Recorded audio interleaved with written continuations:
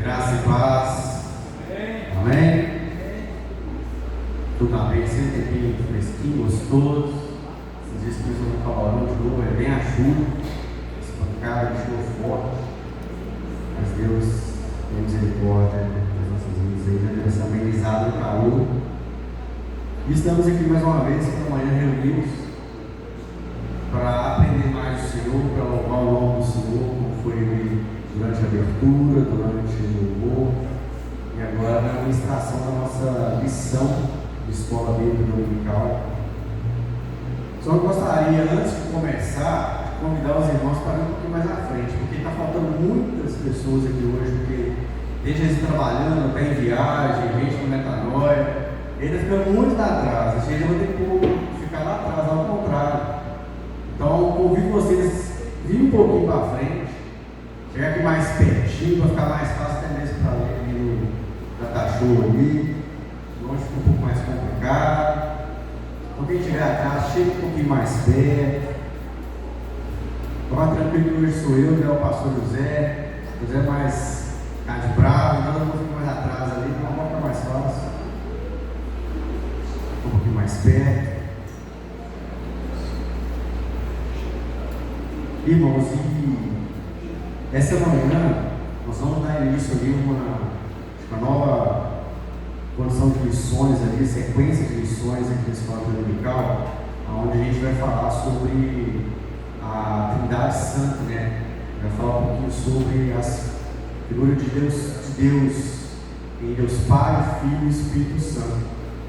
E a nossa primeira lição fala e tem o título de O Ministério da Santíssima Trindade, onde nós vamos já dar uma base ali daquilo que é a Trindade Santa, que nós temos que ter esse conhecimento, faz parte da da doutrina da nossa fé, conhecer esse Deus triuno, que muitos criam confusão a respeito disso, mesmo no meio evangélico, no meio cristão, mas principalmente os que não conhecem muito bem o Senhor e têm algumas dificuldades.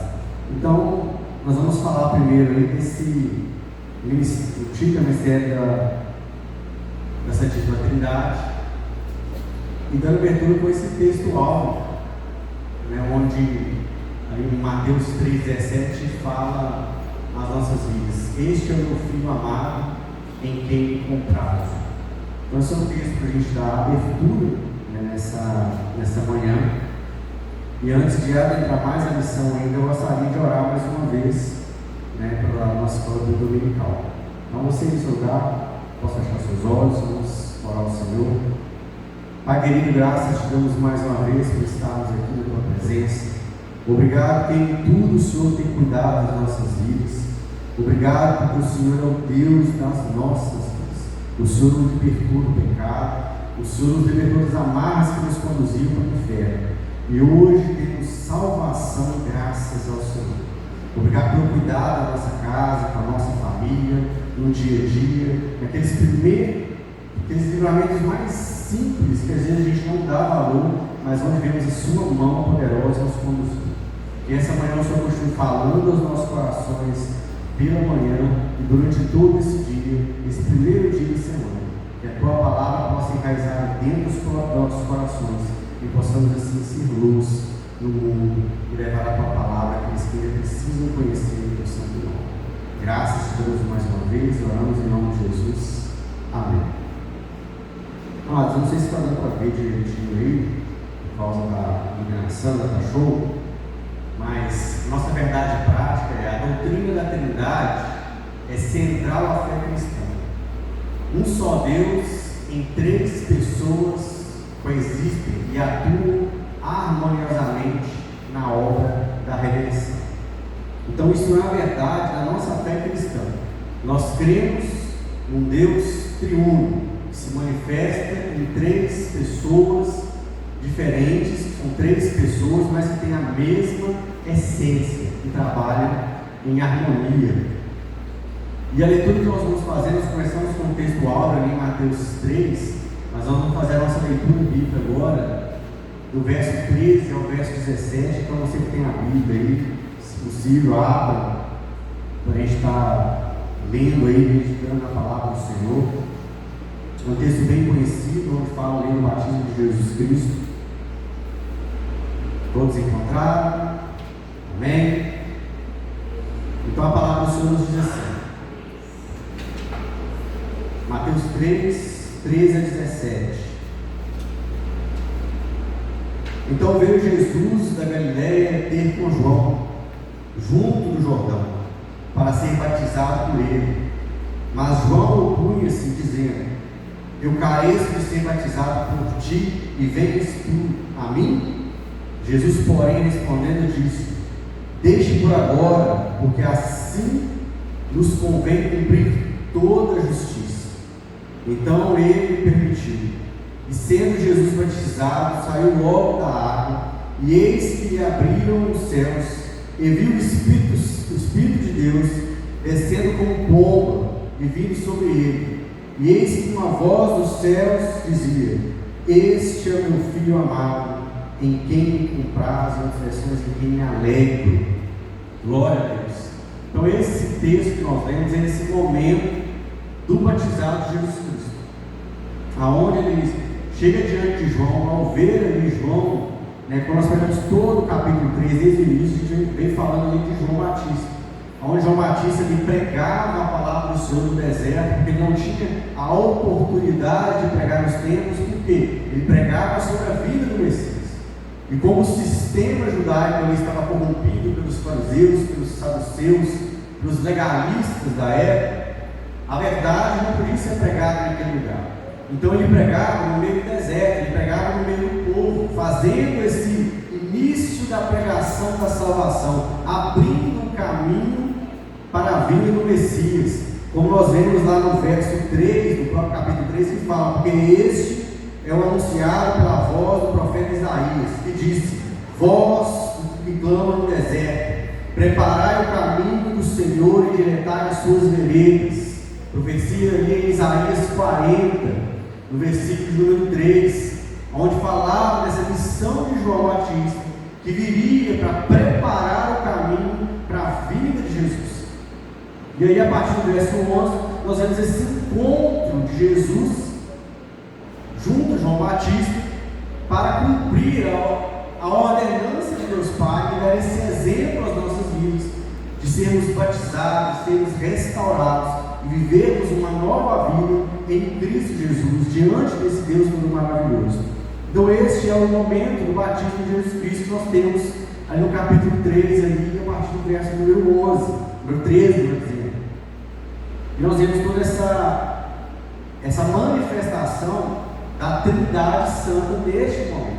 A Bíblia toda, no Antigo Testamento e no Novo Testamento, tem vários outros versículos que comprovam essa manifestação da Trindade, do Deus Pai, do Deus Filho e do Deus Espírito. E nesse texto aqui não é diferente, nós vemos essa manifestação. A introdução desse trimestre daremos a doutrina da Trindade, um dos pilares centrais da fé cristã. Há um único Deus que se revela em três pessoas distintas: Pai, Filho e Espírito Santo, coiguais, coeternos, que atuam em perfeita unidade na criação, redenção e santificação do ser humano. Embora ultrapasse a plena compreensão da razão humana, essa verdade é claramente revelada nas Escrituras. Aí vem a pergunta: estamos preparados? E aí, durante esse período agora, nós vamos ficar estudando, dando ênfase a esse ensino da Trindade, a este momento onde nós vamos aprender um pouco mais sobre as figuras da Trindade: Pai, Filho e Espírito Santo. Vem mais uma abordagem aqui. Nessa lição vamos abordar o mistério da Trindade sobre três aspectos: a revelação do batismo de Jesus, a distinção de unidade das pessoas divinas e a relevância da Trindade para a fé cristã. A palavra-chave da Trindade, que é a nossa lição, e os nossos objetivos que nós temos essa manhã aqui para aprender um pouco mais aqui. Primeiro, explicar a revelação da Trindade no batismo de Jesus. Segundo objetivo, mostrar a unidade, a distinção das pessoas divinas à luz das Escrituras. E o objetivo número 3, enfatizar a importância da doutrina trinitária para a fé cristã. Então, o primeiro ponto que nós vamos trabalhar dentro da lição é sobre essa revelação trinitária do batismo de Jesus Cristo. Nós lemos o texto aqui, nós vimos aqui essa manifestação onde Jesus se coloca diante de João e é batizado, e nós vemos ali aparecer o Espírito Santo diante de Jesus, descendo sobre Jesus. Ali João fala que veio como uma pomba descendo sobre ele, trazendo ali poder, trazendo, revestindo ali de poder para iniciar o ministério de Jesus nessa terra. E vemos ali também o Pai falando com ele: esse é meu filho amado em quem me alegro, ou em quem me comprazo. Então nós vemos ali nesse batismo de Jesus Cristo essa manifestação, né, da Santíssima Trindade, para a gente entender um pouco mais. O batismo do Filho, a obediência de Cristo. Jesus, o Deus encarnado, né, como nós podemos ver lá em João 1,14, desceu as águas do Jordão para ser batizado por João Batista. Em ato, à primeira vista, pode parecer desnecessário, já que Jesus não era um pecador. Contudo, diz: deixa por agora, porque assim nos convém cumprir a justiça. Então, naquele primeiro momento, nós vemos ali o próprio Jesus, o Deus encarnado, descendo, né, desse mundo, se fazendo carne, e ele se colocando ali nessa condição para expressar o arrependimento através do batismo. Diferente a minha missão aqui, mas uma mulherada, algumas partes na minha, aqui eu vou pegar pelo data-show mesmo.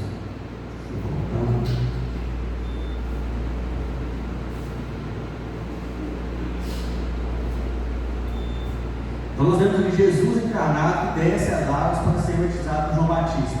Nós vemos no verso 13 fazendo essa ação. E esse ato, à primeira vista, pode parecer desnecessário, já que Jesus não era pecador. Nós vemos ali vários versículos bíblicos que fazem essa referência ali de que Jesus não era pecador. Nós podemos ver isso em Hebreus 4,15, nós podemos ver em 1 Pedro 2,22. Alguém abre para mim, fazendo um favor, Hebreus 4,15, 1 Pedro 2,22. E depois eu vou ler 2 Coríntios 5,21.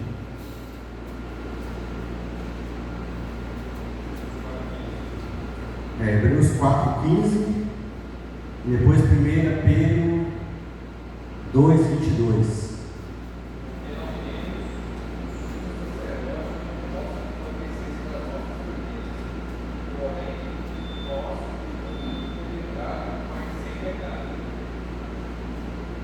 Amém. Alguém abriu 2 Pedro?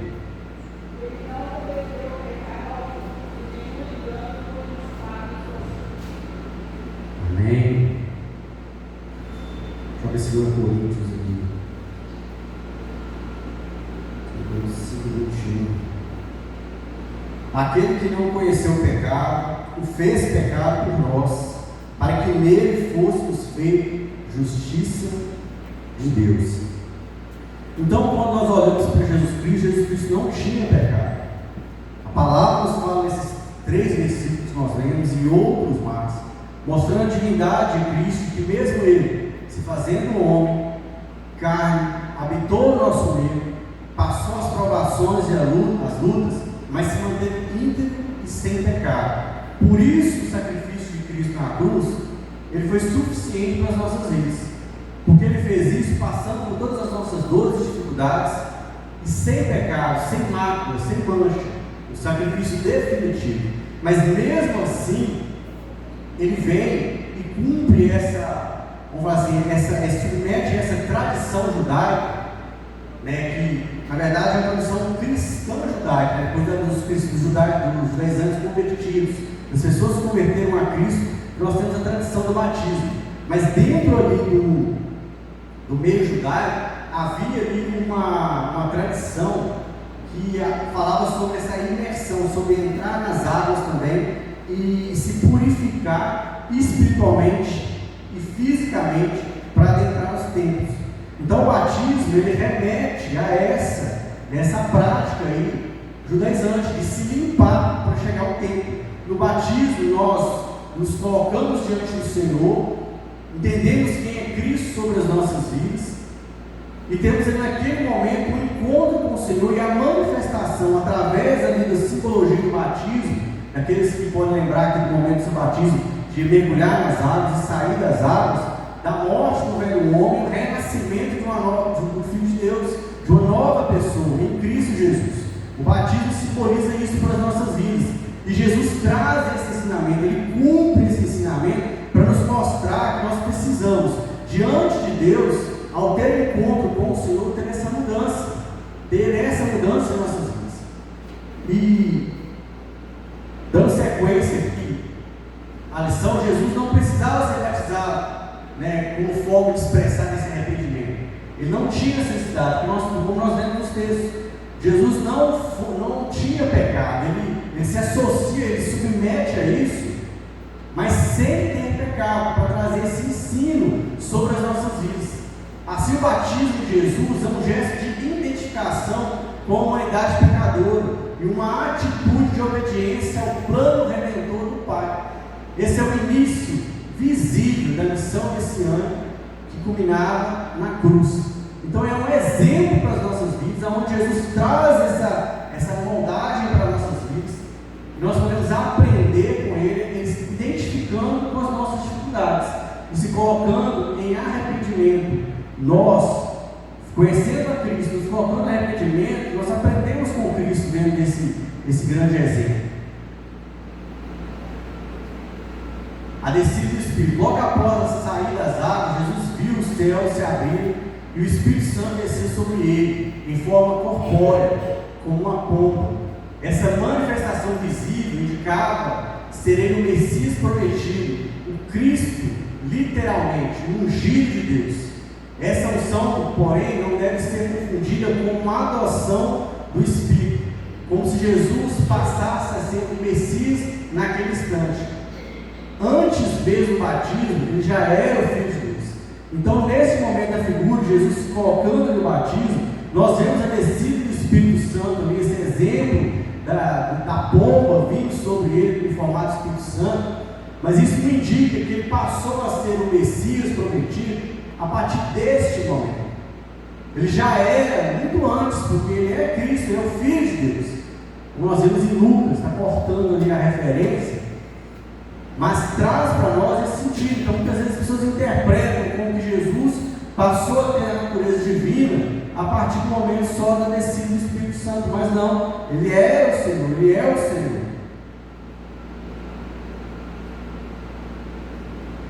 A vinda do Espírito sobre Jesus, por ocasião do batismo, representa uma unção pública e visível, marcando o início do seu ministério terreno, capacitando para cumprir a missão redentora, conforme as profecias. Então é só uma marca visível do início do ministério de Cristo, essa descida do Espírito Santo, onde nós vemos ali a manifestação do Espírito Santo, e logo após a manifestação do próprio Pai falando sobre ele, esse meu Filho amado, e a manifestação, né, da Trindade Santa neste contexto aqui que nós lemos em Mateus, no capítulo 3.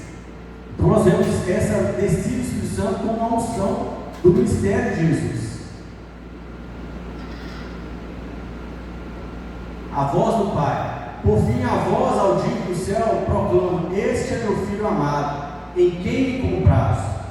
Trata-se de uma declaração solene e pública do Pai, que não apenas confirma a identidade messiânica, mas também a divindade de Jesus.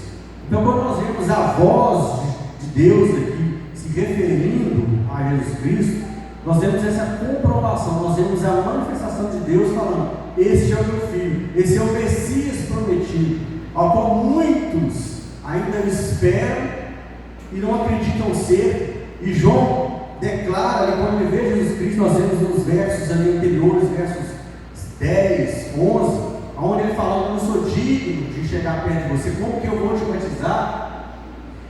Mesmo assim, João já via, e Cristo já tinha certeza de que Cristo era o Filho de Deus.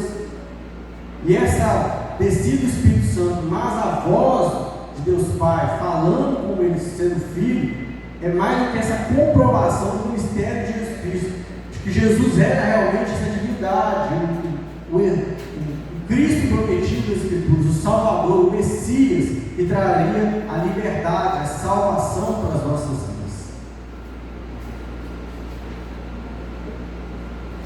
Essa afirmação remete às mensagens messiânicas e proféticas que Jesus é o Filho eterno, o ungido de Deus, aquele que agrada plenamente ao Pai. A voz celestial não inaugura sua filiação, mas proclama diante da humanidade, confirmando a encarnação do Verbo. Desse modo, a voz de Deus no batismo autentica não somente a missão redentora de Jesus, mas ainda demonstra sua filiação divina. Ele é o Filho em quem o Pai tem completo prazer. Então essa voz aqui, ela traz essas mensagens proféticas, como nós lemos em Isaías, no próprio Gênesis, nós vemos ali essa manifestação da profecia da vinda de Cristo, o Salvador, sobre a humanidade. Então a voz é mais do que uma profecia que inaugura essa filiação, essa distinção de que Jesus é o Filho de Deus, de que Ele realmente é o Messias prometido. Então nós vemos aqui a manifestação dessa Trindade Santa. Vemos Jesus como um Filho obediente, que se coloca em obedecer, mesmo sendo Deus, Ele se coloca a todo momento no caminhar diante da obra redentora, durante todo o seu ministério, em obediência, orando, estudando, buscando, ouvindo a voz de Deus, se colocando para ser batizado, se colocando para servir em sacrifício pela nossa salvação. Nós vemos o Espírito Santo trazendo ali poder sobre ele, inaugurando esse ministério de Jesus aqui na terra, porque logo após esse batismo nós vemos ali o primeiro milagre, a transformação da água em vinho em Canaã, onde Jesus inaugura ali essas maravilhas e começa a pregar, começa a ensinar mais e mais sobre a salvação, sobre a redenção. E nós vemos a figura de Deus, que trata ele como filho e demonstra que ele realmente é o Filho amado de Deus, que veio para trazer vida e salvação a todo aquele que nele crê. Então nessa primeira parte, nós aprendemos que a revelação da Trindade, no batismo de Jesus, confirma o Pai, o Filho e o Espírito Santo. Eles coexistem eternamente e atuam harmoniosamente na obra da redenção. Não há obra da redenção somente com o Pai, ou com o Filho, ou com o Espírito. É uma obra em conjunto, é uma obra desse Deus que nós temos, um Deus único, mas que se manifesta em três pessoas distintas, mas com a mesma essência. Desde Gênesis capítulo 1, versículo de número 1, nós vemos essa manifestação da Trindade Santa, e ao longo de toda a Bíblia, nós vemos a manifestação desse Deus diante de toda essa obra de redenção da humanidade.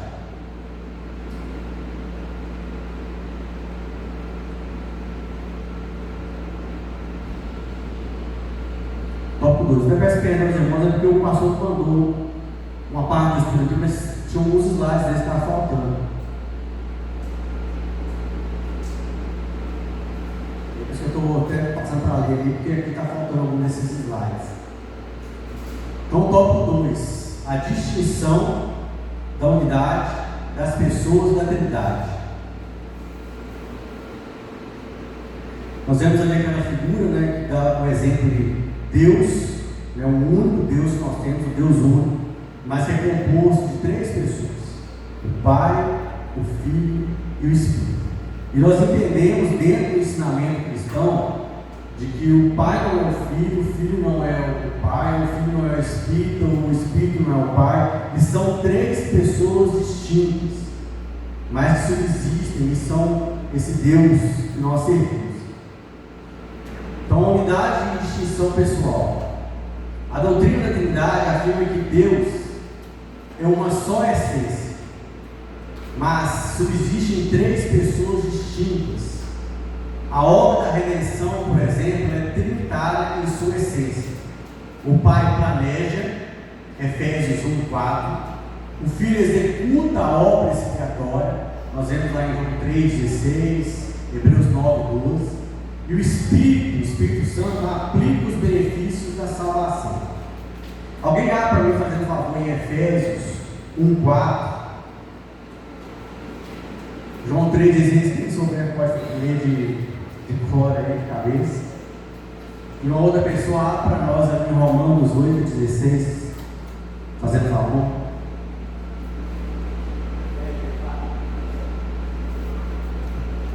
Efésios 1:4.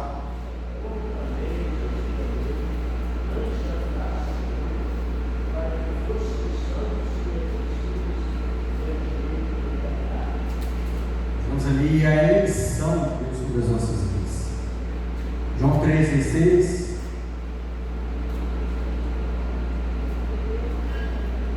Pode, gente. É Deus, amou o mundo.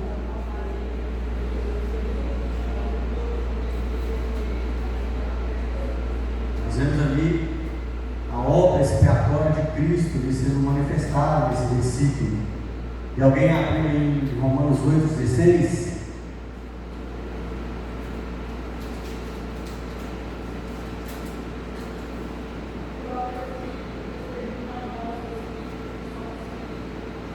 Glória a Deus. Nós vamos ver a manifestação dos benefícios que o Espírito Santo traz nas nossas vidas. Quando nós temos o Espírito Santo em nós sabemos que nós fazemos parte da família do Senhor. Nós sabemos que nós fazemos parte dos eleitos. Nós temos essa certeza dentro dos nossos corações. Por mais que o inimigo às vezes tente colocar uma semente, mas você é pecador, você está errando, principalmente nesses momentos mais complicados, nós falhamos na caminhada, mas quando nós estamos no Senhor, nós sabemos que o Senhor nos perdoa. Que quando nós colocamos ali diante do Senhor em oração, pedindo realmente com todo o nosso coração perdão pelos nossos erros, pelas nossas falhas, por aquilo que nós não fazemos diante da missão do Senhor, sabemos que nós temos um Pai, que nós fazemos parte dessa família. E nós, como cristãos, temos que ter a certeza que nós temos a salvação. Não porque nós somos bons ou somos perfeitos, mas é porque a promessa do Senhor, que aquele que confessa a Cristo como seu único Senhor e Salvador, tem a salvação sobre a sua vida. O pecado das nossas vidas, ele é um deslize, ele é um momento de queda, porque nós estamos ainda nesse corpo. Esse corpo que ele é corruptível, ele está sujeito às tentações e provações dessa vida. Mas a nossa diferença para aqueles que estão vivendo conforme o Deus desse século é que nos momentos de fraqueza e de frustração que nós caímos, nós nos voltamos para o Pai com o nosso coração quebrantado e pedimos que o Senhor nos perdoe, porque nós entendemos que é uma falha e nós queremos fazer a vontade de Deus. Diferente daqueles que lá fora, como nós passamos pelo período de carnaval, vivem o pecado à torta direita, não se importam, não entendem, não creem que isso está errado, mas que isso é normal e que devem fazer a vontade dos seus corações. Nós entendemos que nós temos que fazer a vontade de Deus Pai, que nós morremos para esse mundo, morremos para o pecado, para vivermos para Cristo Jesus, o nosso Senhor. Então essa é a diferença das nossas vidas. Assim a unidade divina, longe de contradizer a Trindade, é enriquecida por ela, revelando um Deus que é ao mesmo tempo uno em essência e triuno em pessoa. O Deus bíblico não é uma unidade absoluta, monolítica ou impessoal, mas sim uma unidade composta e dinâmica, eternamente subsistente em três pessoas distintas: Pai, Filho e Espírito Santo. E isso tem que ser claro na vida do cristão. Ele não tem só, não é um Deus, uma pessoa só. Até um pouco mais para frente, no final, nós vamos falar sobre algumas ciências ou seitas que identificam a figura de Deus, essa trindade, de forma um pouco diferente. Mas nós, como cristãos, nós entendemos que o Deus que nós servimos, ele não é essa figura, um Deus engessado e só. Ele é manifesto em três pessoas, que funcionam ali de forma harmônica, que subsistem ali independentes, mas que têm a mesma essência, e por isso são o nosso Deus, o único Deus. Deus Pai, Deus Filho e Deus Espírito Santo. Chega a hora de passar. A pluralidade na unidade no Antigo Testamento. O Antigo Testamento aponta para uma pluralidade dentro da unidade divina. O nome hebraico Elohim, plural de Eloá, é utilizado para designar o Deus único de Israel. No princípio criou Deus, Elohim, os céus e a terra. Quando nós vemos lá em Gênesis 1, como eu falei, desde o primeiro versículo da Bíblia, nós vemos ali a manifestação da Trindade. Nós vemos ali um Deus plural se apresentando naquele momento e conversando e criando todas as coisas, trazendo sobre nós a existência de tudo, inclusive a nossa existência. No texto, o sujeito Deus está no plural, enquanto o verbo criou, bará, está no singular, indicando uma pluralidade de pessoas e uma única essência divina. Essa estrutura gramatical comum reaparece em outros textos bíblicos, como em Gênesis 1:26, nós vemos façamos o homem a nossa imagem e semelhança. Nós vemos naquele momento ali Deus trazendo à existência a figura do homem, através do homem e da mulher. Ele traz ali naquele momento essa construção em conjunto. Não é só o Deus Pai que vai e faz, não. Está ali naquele momento Deus Pai, Deus Filho e Deus Espírito Santo. Tanto no versículo 1 nós vemos que o Espírito de Deus pairava sobre as águas. Nós vamos desde Gênesis, nos seus primeiros versículos, no seu primeiro capítulo, reafirmando para as nossas vidas a existência desse Deus que é manifesto em três pessoas distintas e que trazem para nós a criação de todas as coisas e que tem que ser a base das nossas vidas, ter esse entendimento desse Deus triuno. Essas passagens evidenciam que o monoteísmo do Antigo Testamento não nega a Trindade, mas admite pluralidade interna na divindade. Assim sendo, a doutrina da Trindade não contraria a unidade de Deus conforme revelada nas Escrituras, mas a completa e a qualifica. Quando nós olhamos para o Antigo Testamento, nós vemos ali um monte de vezes pessoas se dirigindo ali a Deus como Deus, o único Deus. E isso muitas vezes traz essa confusão para nós. Como pode ser um Deus? Eu sei que quando eu comecei a estudar mesmo e aprender, a gente sabe que é difícil entender um pouco sobre isso. A figura desse Deus único que nós servimos, mas que é manifesto em três pessoas. Que o mundo entende que nós adoramos muitas vezes três deuses. Mas nós não adoramos três deuses, nós adoramos um único Deus, que é manifesto em três pessoas. A nossa natureza, a nossa mente, ela tem dificuldade de entender isso. E às vezes muitas pessoas, quando leem o Antigo Testamento, trazem essa confusão como se tivesse contradição. Mas não, o Antigo Testamento, toda a Bíblia, ela traz essa revelação para as nossas vidas para completar esse sentido da Trindade Santa sobre as nossas vidas. E não para criar confusão ou trazer uma outra palavra, um outro significado. Mas a nossa mente, muitas vezes, ela é difícil de entender. Como muitas vezes é difícil entender que o Espírito Santo habita em nós. Como pode duas pessoas habitarem no só corpo? Quando nós olhamos que o Espírito Santo habita dentro de nós e nós olhamos que o Espírito Santo é um ser pessoal. São as maravilhas de Deus que a nossa mente não consegue compreender. Mas a palavra do Senhor, ela está o tempo todo no Antigo Testamento e no Novo Testamento, falando dessa pluralidade desse Deus. A Trindade não é vista como três deuses, mas como três pessoas em um único Deus. Então, quando nós olhamos ali, a gente tem que ter claro isso. Eu falo que muitos anos atrás, numa classe de escola bíblica dominical para adolescentes, a gente tive uma missão ali que eu falava ali da Trindade para esses adolescentes, e eu perguntei para eles: quem é Deus Pai para você? Quem é Jesus Cristo para vocês? E quem é o Espírito Santo para vocês? E teve uma pessoa ali que viu uma família que, vamos falar assim, né, tinha um bom conhecimento da palavra de Deus, pessoa que pregava, tinha um pai que pregava, que ensinava, e essa pessoa tinha entendimento que Jesus Cristo ele era só um filho, ele não era Deus, que Deus era só Deus Pai, que o Espírito Santo ele era uma força, ele era ali o Espírito de Deus agindo na vida das pessoas, mas que ele não era um ser pessoal, mas que ele é como se fosse um servente, um ajudante de Deus, e que Jesus Cristo era filho de Deus e por isso ele estava num patamar menor.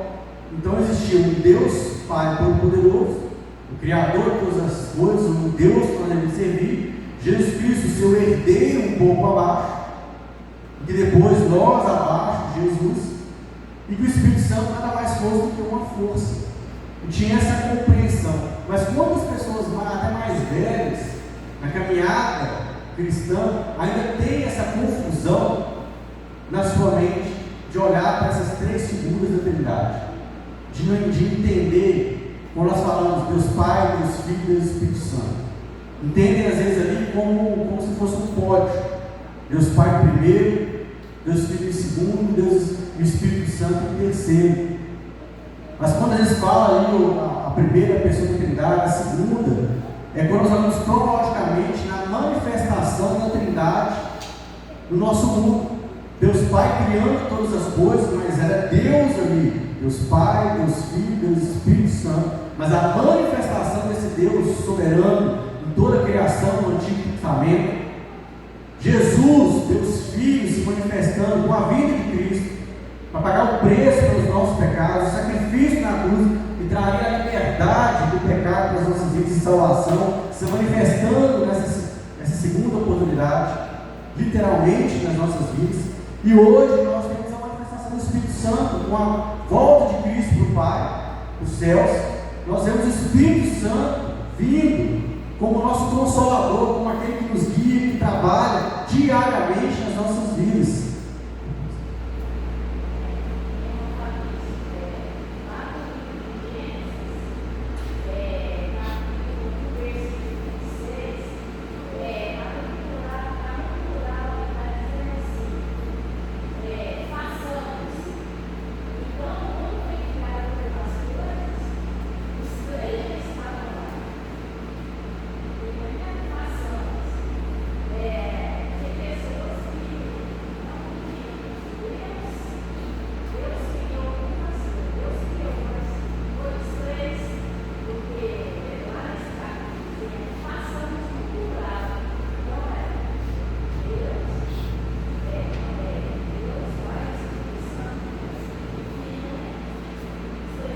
Pessoas às vezes entendem, quando as pessoas olham para aquele Deus, entendem aquele Deus ali somente como Deus Pai, mas não, ele é o Deus que nós servimos, esse Deus que nós estamos tratando essa manhã, esse Deus triuno, que é manifesto em três pessoas, Deus Pai, Deus Filho e Deus Espírito Santo.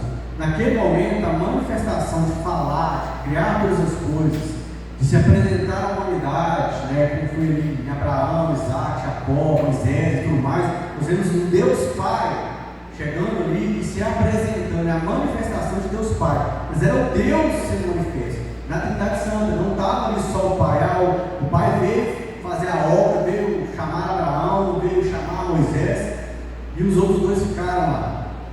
Tanto que na Bíblia nós vemos outros momentos, onde é pontuado lá o anjo do Senhor. Na teologia, nós temos entendimento de todas as manifestações lá, de um anjo do Senhor se apresenta diante de uma pessoa. Nós vemos ali a adoração daquela pessoa, é Jesus Cristo que se transfigurou e se apresentou diante dessa pessoa para ensinar, para poder trazer na revelação um ensinamento e conduzir ali algo. Como nós vemos ali vários momentos, onde nós vemos assim, o Espírito de Deus, esteve sobre aquela pessoa e deu poder sobre ele. É a manifestação do Espírito Santo naquele momento, enchendo de poder, enchendo de ensinamento, de força, como nós podemos ler lá em Juízes, naquela manifestação de vários homens e mulheres de Deus naquele momento ali sendo ungidos pelo Senhor de poder, de glória e fazendo a vontade de Deus. Só que muitas pessoas entendem e acham que naquele momento era só Deus Pai. Não, era Deus manifesto em 3 pessoas distintas. Ainda as Escrituras afirmam que fomos eleitos segundo a presciência de Deus Pai, em santificação do Espírito, para a obediência e a aspersão do sangue de Jesus Cristo. 1 Pedro 1:2. Aqui a participação das 3 pessoas divinas na obra da salvação é nitidamente iniciada. E Paulo acrescenta: há um só corpo e um só Espírito, um só Senhor, um só Deus e Pai. Efésios 4, versículo 4 a 6. Essa tríade, Espírito, Senhor e Deus Pai, reflete, obviamente, a estrutura de unidade da divindade. Então nós temos aqui o próprio Paulo falando, eles e exemplificando mais e mais esse ensinamento. O Deus que nós servimos, ele se manifesta em 3 pessoas distintas: Deus Pai, Deus Filho e Deus Espírito Santo. A unidade e a distinção das pessoas divinas mostram que a Trindade não são 3 deuses, mas um só Deus em essência, revelado como Pai, Filho e Espírito Santo. Então nós precisamos ter esse entendimento que quando nós lemos as Escrituras, nós vamos falar de Deus, nós vamos falar de Deus na sua totalidade: Deus Pai, Deus Filho e Deus Espírito Santo. Não são 3 deuses separados, como muitas outras religiões têm vários deuses em suas adorações ali, como figura de adoração. Nós temos um único Deus, mas que se manifesta e se distingue em 3 pessoas, que têm a mesma essência. Não tem essências diferentes uns dos outros.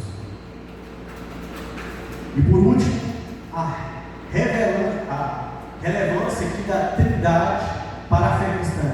Como que a Trindade é importante para a nossa fé, para a construção da nossa fé diária. A doutrina da Trindade não é uma elaboração tardia da fé cristã. Ela emerge das Escrituras como uma revelação progressiva do Deus vivo, como tem na Deuteronômio 6, Marcos 12, Romanos capítulo 1, ali nos versos, Isaías, 2 Coríntios. Sua plena compreensão foi definida nos primeiros séculos da Igreja. O Concílio de Nicéia, em 325 depois de Cristo, proclamou que o Filho é da mesma substância da mesma essência do Pai, condenando a ideia de que ele fosse uma criatura exaltada. O Concílio de Constantinopla, em 381 depois de Cristo, completou a formulação trinitária ao afirmar a divindade do Espírito Santo. Então, quando nós olhamos aqui dentro da palavra, dentro do estudo dos primeiros séculos, a igreja nascendo ali, todo o ensinamento, a estrutura do ensino da palavra de Deus, nós vemos que desde os primeiros séculos ali, vem sendo ensinado que Deus Pai, Deus Filho, Deus Espírito Santo têm a mesma essência. Eles não são pessoas diferentes, eles são 3 pessoas, mas eles não são diferentes em essência, em substância, em propósito ou em divindade. Eles têm o mesmo patamar, eles são o Deus que nós servimos. Então, nesses concílios que nós vemos aqui, nós vemos essa comprovação através dos estudiosos dessa assertividade de que Deus, ele é manifesto em 3 pessoas, diferente de alguns outros ensinos. Desde os primeiros séculos, estudiosos da fé cristã têm ensinado a perfeita unidade de Deus, sem confundir a identidade de cada pessoa divina. Assim aprendemos que o Pai, eterno e não gerado, é a fonte, o Filho é gerado do Pai e o Espírito Santo procede do Pai e do Filho. Desse modo, o apóstolo Paulo ensina a natureza trinitária da espiritualidade cristã. O cristão ora ao Pai por meio do Filho, no poder do Espírito Santo. Tanto que a nossa oração é dessa forma. Essa é a forma correta de oração. Esse é o modelo que, quando nós olhamos ali, o modelo de oração, que é o Pai Nosso, no Novo Testamento, que não é ali para ser orado ou rezado como dentro do catolicismo traz aquilo ali com o método de ficar rezando o tempo todo. Ele é um modelo de ensinamento de como nós nos achegamos a Deus. Ele é uma oração feita para Deus Pai, entendendo que Jesus Cristo é o nosso mediador, é aquele que leva as nossas orações, é aquele que media, que pede, que intercede diante do Pai, e que é pelo poder do Espírito Santo que as nossas orações chegam diante do Senhor e elas podem ser atendidas. Essa manifestação através da oração, do exemplo da oração, como também dentro da nossa oração aqui quando fala que quando a gente termina o culto aqui e o pastor faz a oração para terminar o culto, a gente vê ali a manifestação de Deus Pai, Deus Filho e Deus Espírito Santo.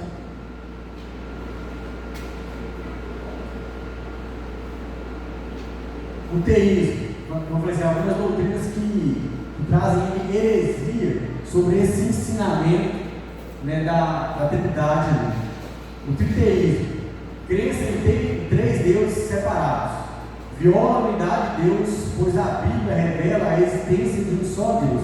Então o triteísmo ele tem essa crença aí de que são três deuses separados, que eles trabalham em conjunto, trabalham como um único Deus, mas são três pessoas separadas, com pensamentos diferentes, com essências diferentes, mas que trabalham em conformidade. Então isso viola todo o nosso ensinamento bíblico ali que nós vemos da revelação, de que o Deus que nós vivimos, essas três pessoas distintas, elas têm a mesma essência e trabalham unicamente, exclusivamente, da mesma forma, com o mesmo pensamento. Uma outra aqui, o unitarismo, afirma que somente o Pai é Deus, negando a divindade de Cristo e do Espírito Santo, contrariando as Escrituras que ensinam a divindade de ambos, como João 1, Atos capítulo 5. Então, quando nós olhamos aqui para esse ensinamento do unitarismo, nós vemos aqui que eles entendem que existe um único Deus, é o Deus Pai, é Ele que é Deus. Jesus Cristo foi criado, é uma divindade um pouco menor, e eles entendem que o Espírito Santo, como falei, que às vezes até no nosso meio, existem alguns cristãos que têm esse entendimento, que o Espírito Santo é simplesmente um poder, é a manifestação do poder, da força de Deus. Então, aqueles que têm ali na crença do unitarismo, eles têm esse entendimento, de que essa manifestação aqui não são três pessoas em essências iguais, não são uma manifestação de um Deus único, em três pessoas divinamente iguais, coexistentes e eternas, mas que são três indivíduos, são dois indivíduos, Deus Pai, que realmente é um Deus, Jesus Cristo, que é um Filho ali, uma divindade menor, e que o Espírito Santo nada mais é do que uma força, de que um poder. E por último aqui, nós vemos o unicismo, ou modalismo, que ensina que Deus se manifesta em três formas sucessivas. Porém, no batismo de Jesus está claro que as três pessoas são distintas e se manifestam simultaneamente. Então, essa é uma das teorias mais curadas que nós podemos ter quando nós olhamos para a própria palavra do Senhor.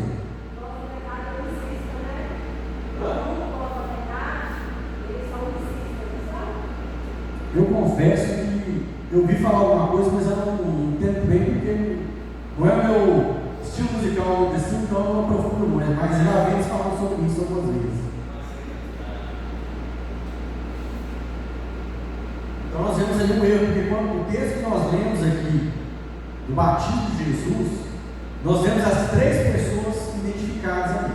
Nós vemos o Filho se colocando em obediência para cumprir as ordenanças do Pai. É todo um plano traçado por Deus Pai. Nós vemos a descida do Espírito Santo. E nós vemos ali a voz do meu Pai falando: aqui está o meu filho, em quem eu me alegro, em quem eu me comprazo. Nós vemos a Trindade Santa. Só que quando nós olhamos ali para o unicismo, ali, o modalismo, eles entendem que é um único Deus, mas que na história cristã ele se manifestou de formas diferentes. Em um momento ele se manifestou como Pai, em outro ele se manifestou como Jesus, e depois em outro momento ele se manifesta como Espírito. Mas isso vai totalmente contrário àquilo que nós vemos na palavra. Do próprio texto, como nós lemos aqui no início, nós vemos essa manifestação, né, separada, nós vemos identificado cada uma dessas três pessoas. Em outros textos nós vemos essa manifestação. Jesus se referindo, né, à obediência, onde ele ouvia, onde ele falava com o Pai. Então, como que eu, vou manifestar 3 vezes, vou falar que eu falo comigo mesmo ali, eu falo com o Pai, sempre estou falando comigo mesmo. Não tinha necessidade. Então, essas distorções desses ensinos que têm que ser combatidos. Como eu falei, não está longe. Já vimos pessoas que dentro, se a gente procurar conversar com algumas pessoas no meio cristão, nós vamos ver pessoas que vão achar que tem diferença de um para o outro, de que não são a mesma essência, não tem o mesmo poder. Não, nós servimos a um Deus triuno, 3 pessoas que formam esse Deus maravilhoso, todo-poderoso. Como eu falei, é difícil para nossa mente compreender, mas é aquilo que nós temos que ter de verdade dentro da nossa vida cristã. Existe Deus Pai, Deus Filho e Deus Espírito, e todos são Deus, não tem um menor do que o outro, não é pódio, que às vezes algumas pessoas colocam ali como se fosse um pódio. Assim sendo, o monoteísmo bíblico ensina que há um só Deus que subsiste em 3 pessoas distintas. A compreensão distorcida dessa doutrina tem sérias implicações para a salvação. E a vida eterna é esta: conhecemos a Ti só por um único Deus verdadeiro e a Jesus Cristo a quem enviaste. João 17, 3. A doutrina da Trindade é inseparável do Evangelho, pois o Deus que salva é o mesmo Deus que se revela. Então não tem como você caminhar de acordo com a vontade de Deus, caminhar ali na luz das Escrituras e não entender que existe um Deus triuno, não entender a manifestação dessas 3 pessoas de Deus e trazer confusão, porque essa confusão atrapalha até mesmo na nossa caminhada e na nossa salvação, de entender a manifestação, porque senão você vai às vezes minimizar a figura de Jesus Cristo ou minimizar a figura do Espírito Santo, e isso não está correto. A palavra nos ensina isso. É o único Deus, é um Deus que nós servimos, manifesta em 3 pessoas distintas, com a mesma essência, mas que são pessoas.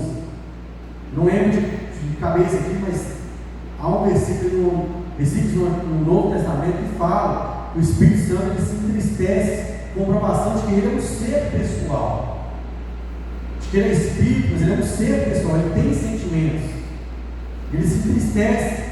Então são 3 pessoas distintas, com a mesma essência. Então a última sinopse aqui: a doutrina da Trindade ela é indispensável para a fé cristã, pois revela Deus que salva e garante a integridade do Evangelho. Conclusão: compreender a Trindade é fundamental para manter a fidelidade doutrinária.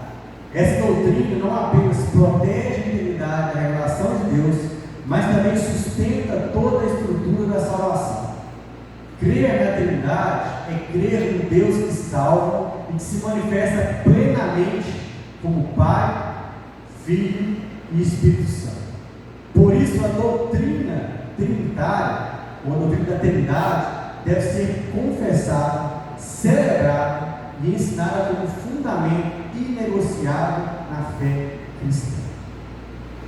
Então, se alguém chegou aqui essa manhã e tinha essa dúvida, esse Deus Todo-Poderoso manifesta em 3 pessoas, saiba e tenha claramente na sua vida a partir de hoje, mas eu creio que todos aqui já tinham essa base bem estruturada de entender quem é esse Deus Todo-Poderoso manifesto, um Deus Pai, Deus Filho e Deus Espírito Santo, que tem essa certeza e passe esses ensinamentos para quem está ao seu lado. Às vezes tem pais que pegam de não ensinar os seus filhos. Como eu falei, eu tive uma classe de jovens, de adolescentes, por exemplo, aonde meninos de 15, 16 anos tinham essa dúvida. E os pais ali eram pessoas ativas dentro da igreja, o pai pregador, sabe? Professor de escola dominical, mas tinha sua filha ali com 16 anos de idade e que não sabia identificar quem era o pai. O texto às vezes não sabia identificar onde estava falando de Jesus, do Espírito Santo, do Pai, não identificava ali quem era quem e como que eles são, esse único Deus. E isso traz confusão, isso traz muitas vezes atrapalha na caminhada, no crescimento dessas pessoas. Por isso nós vemos aqui um exemplo ali, de outros irmãos, de outras igrejas, que têm ensinos e pensamentos muito diferentes na condução da caminhada e negam essa trindade. Se negar a trindade, se negar todo o processo da salvação. E não é assim. Nós aprendemos que Deus Pai, Deus Filho, Deus Espírito Santo, Ele criaram todas as coisas, como a irmã Santinha enfatizou, como nós lemos, façamos ao homem a imagem e semelhança, a nossa imagem e semelhança. Nós vemos a trabalhar ali na Trindade Santa desde aquele momento, desde o momento do pecado entrando na humanidade. Nós vemos o trabalhar desse Deus triuno.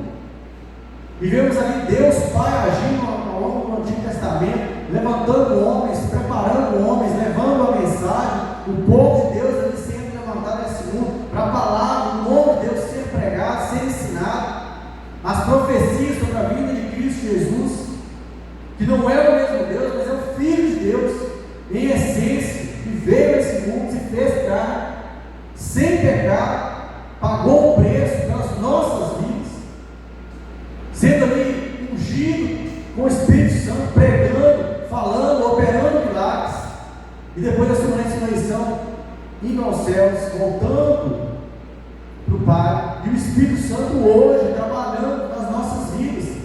Mas quando nós olhamos aquilo que o Senhor tem feito, é o Senhor, é o Deus de forma completa, é o Deus Pai, Deus Filho, Deus Espírito Santo. Por mais que quem age nas nossas vidas hoje para nos direcionar, para nos dar conhecimento, para nos ajudar no dia a dia, para trazer conversão na vida daqueles que se encontram perdidos, nós vemos ali a ação do Espírito Santo, mas é a ação de um Deus triuno, através do Espírito Santo, que também é Deus.